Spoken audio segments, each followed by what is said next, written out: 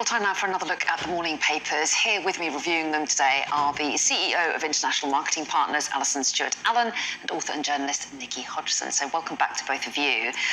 We looked at a number of the front pages in the last hour, and the case of Lucy Letby inevitably dominating them. Let's just pick up on a couple that we didn't get to. Nikki, the Times front page has a very stark headline there, a cold, calculating killer. Yeah, so obviously they're running this profile picture of Lucy Letby. But what this report stresses is the fact that there are potentially 4,000 more admissions of babies into neonatal units where the babies died that Lucy Letby might be connected to. So there's got to be an inquiry now, and those cases have got to be reopened. We've got to look at, all the times that those babies died and why they did, and hopefully pray that they didn't die at the hands of Lucy Letby. Obviously, there's going to be an inquiry. It's an independent inquiry rather than a public inquiry, we presume because it will take less time. But the idea that any inquiry is going to satisfy the questions or do anything to stem, the grief of the families affected, I mean, it almost feels like it's kind of a tick box exercise. It's something that's got to be seen to be done, but just how much will it, positively help the people that are suffering? I don't know. That's right. And they've been through so much. Obviously, the horrendous experience of losing a child, but then to find out that your child's been killed. Absolutely. And then have to go through a 10-month trial. Yes. In which the perpetrator denies it. Their suffering has to be, unimaginable, really. Yeah, isn't it? Absolutely. Let's move on, shall we, to the Eyes coverage of this. Their front page headline goes with a similar headline to some of the other papers, highlighting the fact how unprecedented this is. This is the UK's worst child serial killer in modern history. Yes, it is. I think what's equally shocking is the fact that 7 doctors raised concerns. Not 1 or 2, 7. It's a lot. And they were told to apologize to Lucy Letby. So clearly Lucy was seen... She was put on clerical duties for a time, yes. wasn't she, while it was being looked at? Yes. And they were then to yes. apologise when she was let back onto the ward. But it's a really interesting, in some ways, story about what we assume about people. How they appear. I mean, this is a young lady, a woman, who appeared to be beyond suspicion. She seemed to be liked across the nursing ward. She had friends, and she was not seen in any way to be a suspect. It also took them 2 years to call the police in.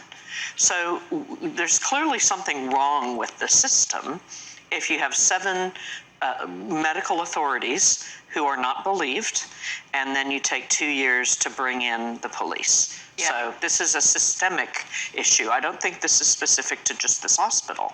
I think this opens much bigger questions about encouraging people to come forward and blow the whistle and to act on it, not just to say, oh, well, thank you, be quiet now, you've raised your concern, go back to your box. No, that's not what this is about. And the current medical director of the hospital is saying lessons will be learned, but I guess the question is now what will change in all hospitals, as you say, to make sure that people like this are rooted out and that the warnings are heard. Let's take a look at a double-page spread, Nikki, in the Times, and you talked about the fact that Lucy was popular amongst colleagues. I mean, the fact that she went undetected for so long. I mean, people can't understand motive. There's lots of articles speculating on what the motive might have been, but the fact that she was popular and didn't seem extraordinary in any way seems to be one of the issues, that she didn't flag suspicions. Yeah, absolutely. I mean, this is quite a detailed piece, and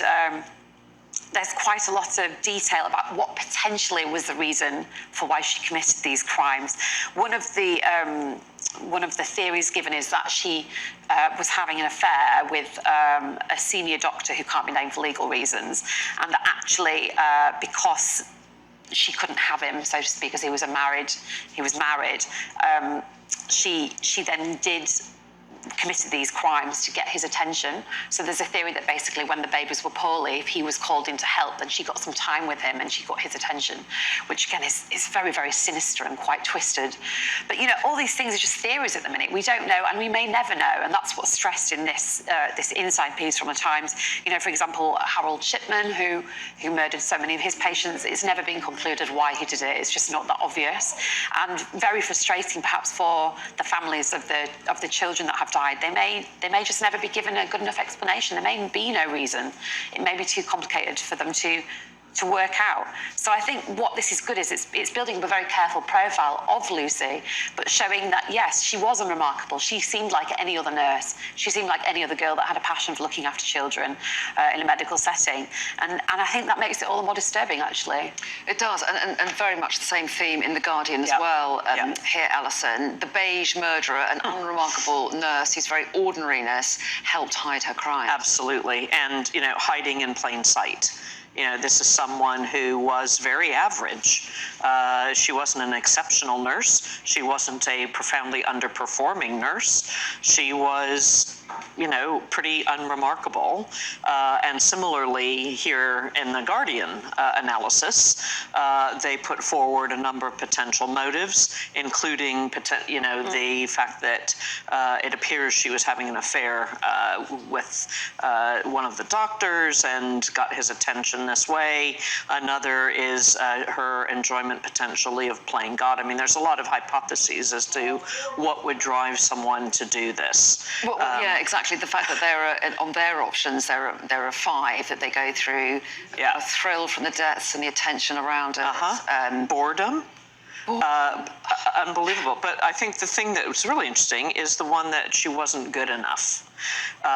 So in her diaries, she recorded frequently, in several places, I am evil, I did this.